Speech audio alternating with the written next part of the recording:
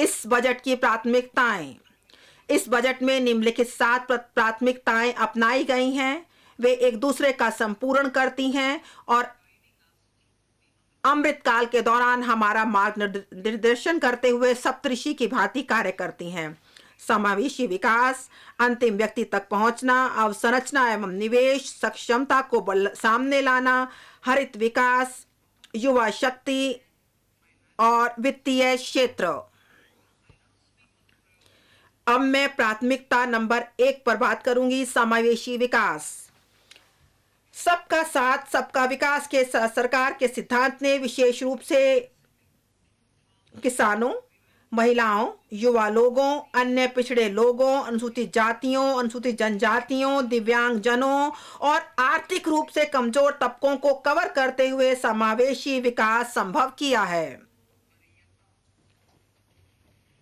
सभी को हमने वरीयता दी है और हमने विशेष रूप से जम्मू कश्मीर, लद्दाख और पूर्वोत्तर पर भी निरंतर ध्यान दिया है। यह बजट इन प्रयासों को आगे बढ़ा रहा है। कृषि के लिए डिजिटल पब्लिक इंफ्रास्ट्रक्चर।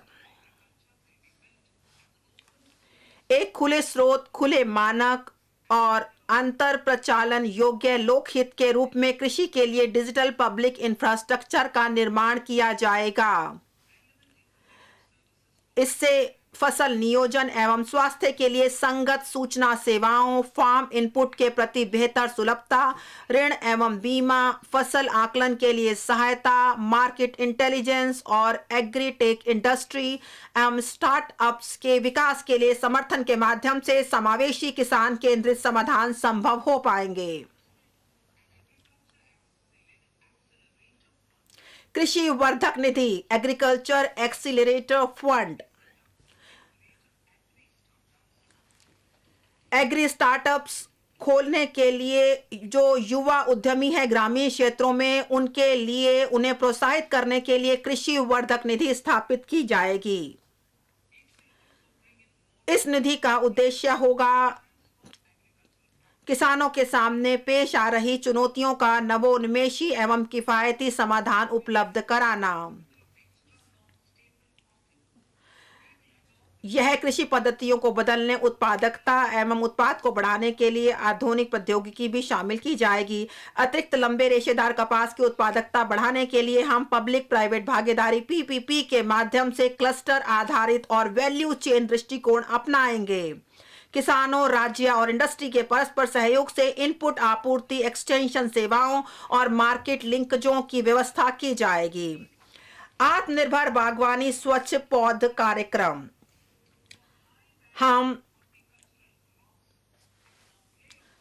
2200 करोड़ के परिव्यय से हाई वैल्यू बागवानी फसलों के लिए रोग मुक्त गुणवत्तापूर्ण पौध सामग्री की उपलब्धता बढ़ाने के लिए आत्मनिर्भर स्वच्छ पौध कार्यक्रम का शुभारंभ करेंगे।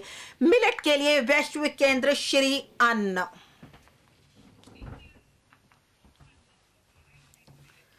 भारत मिलेट को लोकप्रिय बनाने के कार्यक्रम में सबसे आगे है, जिसकी खपत से पोषण, खाद्य सुरक्षा और किसानों के कार्य को बढ़ावा मिलता है। माननीय प्रधानमंत्री जी ने ऐसा कहा है।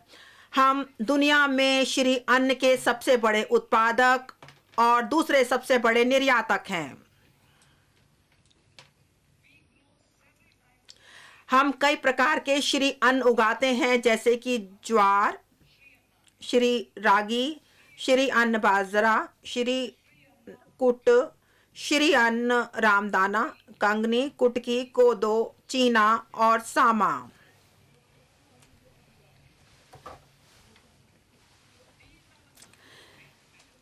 इनके ढेरों स्वास्थ्य फायदे हैं और यह सदियों से हमारे भोजन का मुख्य अंग बने रहे हैं। मैं इन श्री अन्न को उगाकर देशवासियों की सेहत में योगदान करने वाले छोटे किसानों द्वारा की गई उत्कृष्ट सेवा के लिए उनके प्रति आभार व्यक्त करती हूं। अब भारत को श्री अन्न के लिए वैश्विक केंद्र बनाने के लिए भारतीय बाजार अनुसंधान संस्थान हैदराबाद को उत्कृष्टता केंद्र के रूप में बढ़ावा दिया जाएगा। जिससे कि यह संस्थान सर्वश्रेष्ठ पद्धतियों, अनुसंधान एवं प्रौद्योगिकियों को अंतर्राष्ट्रीय स्तर पर साझा कर सके। कृषि ऋण के लक्ष्य को पशुपालन, डेयरी एवं मत्स्य पालन पर ध्यान केंद्रित करते हुए रुपए 20 लाख करोड़ रुपए तक बढ़ाया जाएगा। हम नई योजना ला रहे हैं, प्रधानमंत्री मत्स्य पालन योजना। यह एक योजना है, लेकिन हमने एक नई योजना लाए हैं जिसमें हम 6,000 करोड़ के लक्षित निवेश के साथ पीएम मत्स्य संपदा योजना की एक नई उपयोजना शुरू करेंगे, ताकि मछुआरों, मछली विक्रेताओं, सूक्ष्म तथा लघु उद्यम अपने कार्य में और अधिक सक्षम बन सकें। मूल्य श्रृंखला दस्ताओं में सुधार लाया जाएगा। किसानों, विशेष रूप से छोटे एवं सीमांत किसानों के लिए तथा अन्य वंचित क्षेत्रों के लिए सरकार सहकारिता आधारित आर्थिक विकास मॉडल को बढ़ावा दे रही है। सहकार से समृद्धि के विजन को हासिल करने के अधिदेश के साथ एक नए सहकारिता मंत्रालय का गठन किया गया है।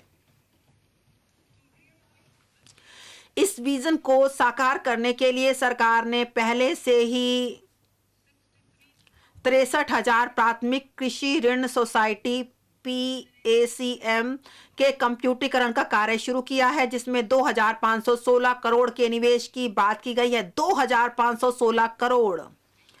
और सभी हितधारकों एवं राज्यों के साथ परामर्श करके PACS के लिए हमने, ताकि वह बहुउद्देशीय PACS बनने में सक्षम हो सके, हमने एक मॉडल उपनियम तैयार किया गया है, और ताकि सहकारी सोसाइटियों के देशव्यापी मानचित्रण के लिए एक राष्ट्रीय सहकारी डाटाबेस तैयार किया जा सके।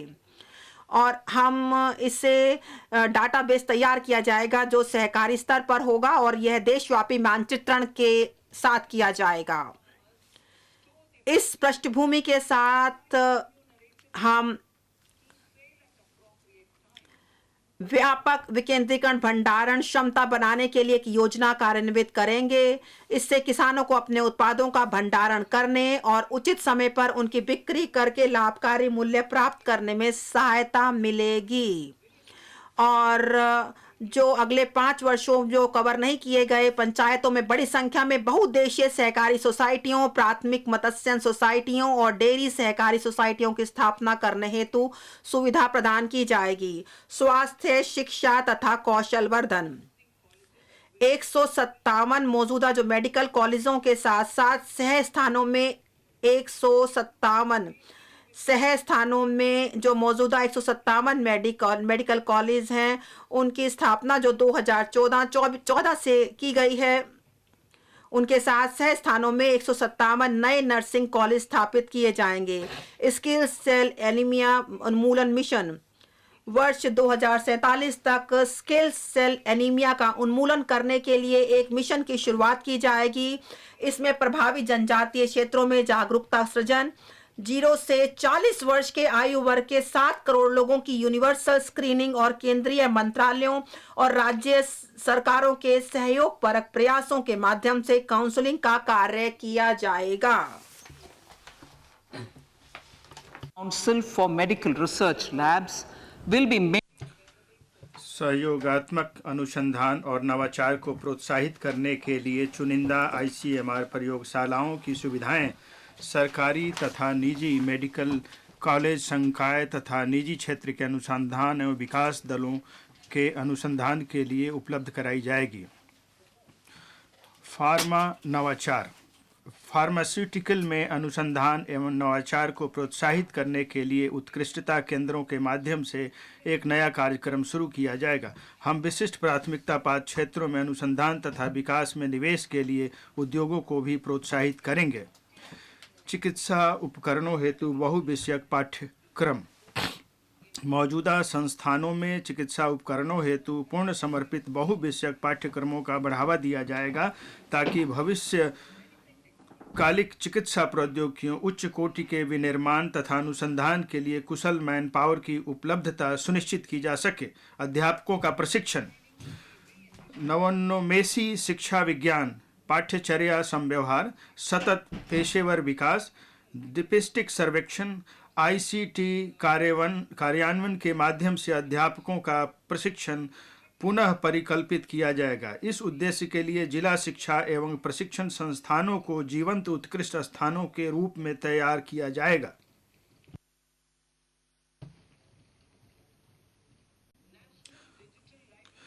बच्चों और किशोरों के लिए राष्ट्रीय डिजिटल पुस्तकालय बच्चों और किशोरों के लिए अलग अलग इलाकों, भाषाओं, विषयों और स्तरों में गुणवत्तापूर्वक पुस्तकें विभिन्न उपकरणों के माध्यम से उपलब्ध कराने के लिए एक राष्ट्रीय डिजिटल पुस्तकालय की स्थापना की जाएगी। राज्यों को उनके लिए पंचायत तथा वार्ड स्तरों पर प्रत्यक्ष पुस्तकालय स्थापित करने और राष्ट्रीय डिजिटल पुस्तकालय संसाधनों तक पहुंच बनाने के लिए इंफ्रास्ट्रक्चर उपलब्ध कराने के लिए प्रोत्साहित किया जाएगा। इसके अतिरिक्त पढ़ने की संस्कृति को बढ़ावा देने के लिए और महामारी के समय की अधिगम क्षति को पूरा करने के लिए राष्ट्रीय बुक न्यास, बाल पुस्तक न्यास तथा अन्य स्रोतों को इन प्रत्यक्ष पुस्तकालयों में क्षेत्रीय भाषाओं तथा अंग्रेजी में पाठ्येतर विषयों की पुस्तकें उपलब्ध कराने और उनकी पुनर्पूर्ति करने के लिए प्रोत्साहित किया जाएगा। साक्षरता के क्षेत्र में कार्य करने वाले एनजीओ के साथ सहयोग भी इस पहल का हिस्सा होगा। वित्तीय समझ लाने के लिए वित्तीय क्षेत्र विनियामकों और संगठनों को इन पुस्तकालयों में उम्र के हिसाब से उपयुक्त पठन सामग्री देने के लिए प्रोत्साहित किया जाएगा।